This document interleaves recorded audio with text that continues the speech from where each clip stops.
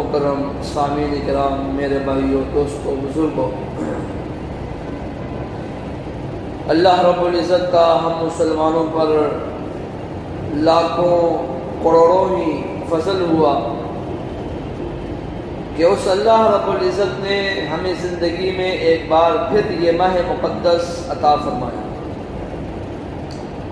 اس پر ہم جتنا بھی اللہ کا شکر ادا کریں یہ ہمارے لیے کم ہے،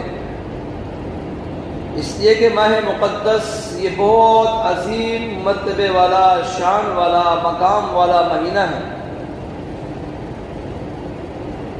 اور یہ مہینہ مسلمانوں کو مل جانا یہ ان کی خوش نصیبی کی بات ہے۔ اللہ رب العزت نے اس رمضان المبارک کو انتہائی مقدس بنایا ہے۔ سارے مہینوں میں ایک اس رمضان المبارک کی فضیلت تمام مہینوں سے زیادہ ہے۔ پھر اللہ نے اس مقدس مہینے کے اندر 3 عشرے رکھے ہیں۔ پہلا عشرہ یہ رحمت کا عشرہ ہے، دوسرا عشرہ یہ مغفرت کا عشرہ ہے، اور تیسرا عشرہ یہ دوزخ سے خلاصی اور نجات کا عشرہ ہے۔ اور یہ 3 عشرے مسلمانوں کو عطا فرما کر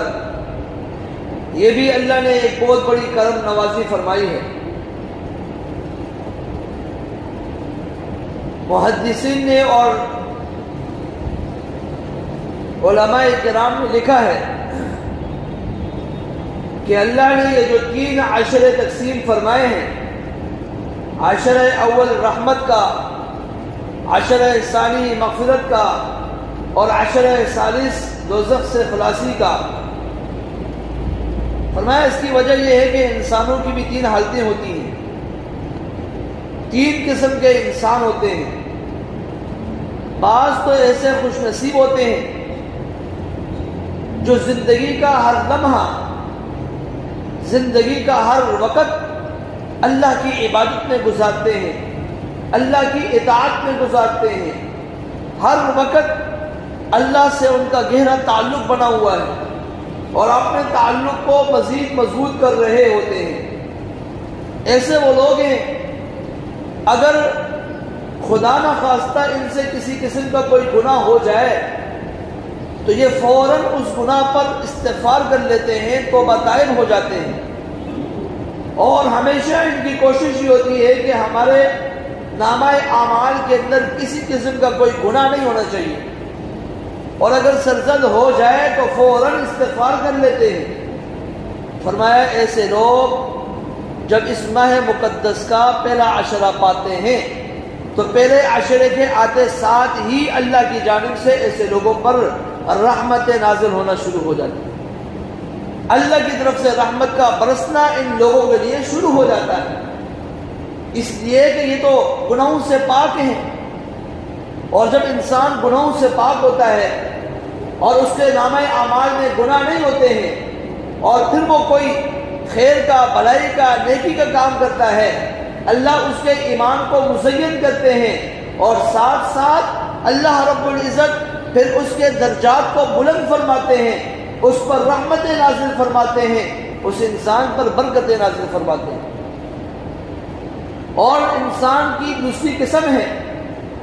جو اتنے اللہ کے ولی اور نیک تو نہیں ہیں گناہ گار، لیکن وہ جب بھی کوئی گناہ ہو جاتا ہے تو بس ان کی کوشش ہی ہوتی ہے کہ ہم بھی اس گناہ سے توبہ طائب ہو جائیں، استغفار کر لیں۔ تو ایسے لوگوں کے بارے میں فرمایا کہ یہ دوسرا عشرہ جب آتا ہے، پہلے عشرے کے اندر یہ نیک اللہ کے ولیوں کو، متقیوں کو، پرہیزگاروں کو دیکھ کر ان کے ساتھ چلتے ہیں، یہ بھی روزوں کا اہتمام کرتے ہیں، عبادات کا اہتمام کرتے ہیں، اپنے گناہوں سے استغفار کرواتے رہتے ہیں۔ اللہ اس کے نتیجے میں دوسرے عشرے میں ایسے لوگوں کی مغفرت فرما دیتے ہیں۔ اور تیسرا وہ انسان ہے جس نے پورے سال اللہ کی نافرمانی میں زندگی گزاری، پورا سال اللہ کے در پہ نہیں آیا، اللہ کے سامنے اپنی پیشانی نہیں جھکائی، در در کی ٹھوکریں تو کھاتا رہا لیکن کبھی خدا کے سامنے ہاتھ نہیں پھیلائے، لوگوں سے مانگ رہا ہے، ہر وقت نافرمانی میں زندگی گزار رہا ہے۔ لیکن یہ ماہ مقدس آتا ہے، وہ لوگ بھی ایمان والوں کو دیکھ کر، مسلمانوں کو دیکھ کر، نیک لوگوں کو دیکھ کر، متقی پرہیزگاروں کو دیکھ کر، عام آنے والے مسجد میں لوگوں کو دیکھ کر ان کے ساتھ وہ بھی مسجد میں آ جاتے ہیں، وہ بھی روزہ رکھ لیتے ہیں، دیکھے دیکھی بھی سارے کام کر رہے ہیں اور روزہ بھی رکھ رہے ہیں، نمازیں بھی پڑھ رہے ہیں، قرآن کی تلاوت بھی کر رہے ہیں، اور اس ماہ مقدس میں ان اعمال کے ذریعے سے وہ اپنے خدا کو منانے کی کوشش کر رہے ہیں، اپنے لیے استغفار کروا رہے ہیں، توبہ کر رہے ہیں اور اللہ کے سامنے ہاتھ پھیلا رہے ہیں۔ فرمایا اگرچہ اس انسان نے اپنی زندگی کا ہر لمحہ اللہ کی نافرمانی میں گزارا، لیکن اب مسلمانوں کو، ایمان والوں کو، اعمال صالحہ کرنے والوں کو دیکھ کر ان کی دیکھا دیکھی میں یہ لوگ بھی نیکی کا کام کر رہے ہیں۔ اللہ باقی لوگوں کے مقام کو دیکھتے ہوئے ایسے انسان کے لیے آخری عشرے میں مغفرت فرما دیتے ہیں اور اس کے لیے دوزخ سے نجات اور خلاصی کا ایک پروانہ سنا دیتے ہیں، جس کے ذریعے سے وہ انسان بھی جنت والوں میں شمار ہو جاتا ہے۔ یہ تین قسم کے لوگ ہیں اور ان تین لوگوں کے اعتبار سے اللہ نے اس ماہ مقدس کو 3 عشروں کے اندر تقسیم فرما دی، اور ہر عشرے کی اپنی ایک فضیلت ہے، ہر عشرے کا اپنا ایک مقام ہے، اور ہر عشرے کے اعتبار سے انسان کو اتنا ہی سرور ملتا ہے۔ جس طرح اللہ نے اس ماہ مقدس رمضان المبارک کو تمام مہینوں سے ایک اعلیٰ بنا دیا، مقام کے اعتبار سے، درجے کے اعتبار سے، فضیلت کے اعتبار سے، تو اللہ نے اس مبارک مہینے کے اندر 3 عشرے رکھے، اور ان 3 عشروں میں ایک عشرہ ایسا ہے کہ جس کی فضیلت کو اللہ نے دوسرے عشروں سے زیادہ بلند فرما دیا، اور وہ عشرہ تیسرا عشرہ ہے، جس عشرے کے اندر اللہ رب العزت نے فرمایا کہ اِنَّا أَنزَلْنَاهُ فِي لَيْلَةِ الْقَدْرِ وَمَا أَدْرَاكَ مَا لَيْلَةُ الْقَدْرِ لَيْلَةُ الْقَدْرِ خَيْرٌ مِّنْ أَلْفِ شَهْرٍ۔ فرمایا کہ ہم نے آخری عشرے کے اندر ایک ایسی رات رکھی ہے جس رات کی عبادت کی فضیلت کے بارے میں خود قرآن یہ فرما رہا ہے کہ 1000 راتوں سے وہ افضل ہے، اعمال کے اعتبار سے، نیکیوں کے اعتبار سے، عبادات کے اعتبار سے، اللہ کو منانے کے اعتبار سے۔ ایک انسان ساری زندگی عبادت کرتا ہے لیکن مختصر سی زندگی میں وہ اتنی نیکیاں نہیں کما سکتا، لیکن اللہ نے ایک رات عطا فرمائی، اس رات کے اندر فرمایا کہ 1000 راتوں سے زیادہ افضل ہے یہ رات عبادت کے اعتبار سے۔ جس انسان نے اس رات کو پا لیا گویا اس کے نامہ اعمال میں ہزاروں رات کے ثواب کا درجہ اس کو عطا فرما دیا۔ یہ ماہ مقدس اللہ ایمان والوں کو اس لیے عطا فرماتے ہیں کہ تاکہ انسان اگر پورا سال وہ اللہ کے در پہ آنے میں کوتاہی کرتے رہے، اللہ سے اپنا تعلق جوڑنے میں کمزوری دکھاتے رہے، لیکن ایک مہینہ دے کر ان کی اصلاح کر رہے ہیں کہ تاکہ یہ انسان مستقل اپنا تعلق اپنے خدا سے جوڑ لے اور اپنی زندگی کے اندر ایک ایسا نکھار پیدا کر دے، اپنی زندگی کا ایسا ایک معمول بنا لے کہ ہمیشہ ہمیشہ پھر زندگی کا ایک ایک لمحہ اسی طریقے سے گزارے جس طریقے سے رمضان میں اللہ نے اس کی مشق کروا دی۔ اور وجہ بھی اللہ نے یہی بتلائی ہے، یا ایھا الذین آمنوا کتب علیکم الصیام کما کتب علی الذین من قبلکم لعلکم تتقون۔ اے ایمان والو، ہم نے تم پر یہ روزے فرض کیے ہیں، تم یہ نہ سمجھنا کہ اللہ یہ تو ہم پر بڑا بوجھ ہے، صبح سے لے کر شام تک اے اللہ ہم بھوکے رہتے ہیں، اے اللہ اگر ہم بھوکے رہیں گے ہمارے بھوکے رہنے سے تجھے کیا ملے گا؟ تیری شان میں نہ اضافہ ہوگا نہ تیری شان میں کمی واقع ہوگی۔ اللہ فرماتے ہیں اے ایمان والو، تمہیں شکوہ شکایات نہیں کرنی ہے، بلکہ ہم نے جس روزے کا تمہیں حکم دیا، تم سے پہلے تمہارے آباء و اجداد اس دنیا سے گزر کر چلے گئے ہیں۔ آدم علیہ السلام سے ہم نے اس روزے کے سلسلے کو شروع کیا اور قیامت کی صبح تک یہ روزے کا سلسلہ چلتا رہے گا۔ ہاں، ہر نبی کو روزے کی مختلف کیفیت دی ہے ہم نے۔ کسی کا روزہ ایک دن کا ہوا کرتا تھا، کسی کا روزہ سالوں کا ہوا کرتا تھا، کسی کا روزہ مختلف ایام کا ہوا کرتا تھا،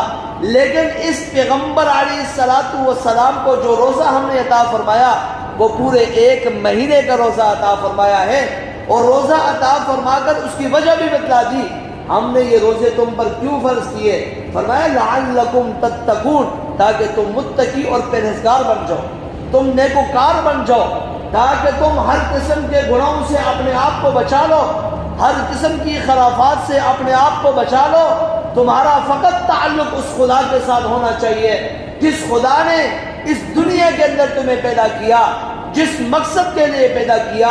اگرچہ تم نے اس مقصد کو بھلا دیا، لیکن اللہ فرما رہے ہیں اس مقصد کو بھلانا نہیں ہے۔ اگر بھول چکے ہو، ہم نے یہ ماہ مقدس تمہیں عطا فرمایا، اس مہینے کے اندر تمہیں آ کر اللہ کی خوب عبادت کرنی ہے، اللہ سے خوب مانگنا ہے، اللہ کے سامنے ہاتھ پھیلانے ہیں، اللہ کے سامنے اپنی پیشانیاں پھیلانی ہے، اور پھر خدا اس کو منانا ہے، توبہ استغفار کرنا ہے۔ سابقہ زندگی میں اگر نادانی کی وجہ سے غفلت میں زندگی گزار بیٹھے ہو، گناہوں کی دلدل میں پھنس چکے ہو، لیکن اللہ فرماتے ہیں تمہارے پاس زندگی میں ایک موقع پھر اللہ نے عطا فرمایا، نہ جانے آئندہ یہ رمضان ہمیں مل سکے یا نہ مل سکے۔ فرمایا اب جو تمہیں مل چکا ہے اس رمضان میں اپنے خدا کو منا لو، توبہ استغفار کر لو، اپنی بخشش کروا لو، انشاءاللہ اللہ تمہیں اس ماہ مقدس کے صدقے جنت الفردوس عطا فرمائے گا۔ سابقہ تمہارے انشاءاللہ سارے گناہوں کو ختم فرما دے گا، لیکن شرط یہ ہے تمہیں کیا کرنا ہے؟ اللہ کے نبی صلی اللہ علیہ وسلم نے فرمایا، حدیث مبارکہ ہے، من صام ایمانا و احتسابا غفر له ما تقدم من ذنبہ، جس انسان نے روزے کو ثواب کی نیت سے رکھا، اللہ اس کے پچھلے سارے گناہوں کو معاف فرما دیں گے۔ ومن قام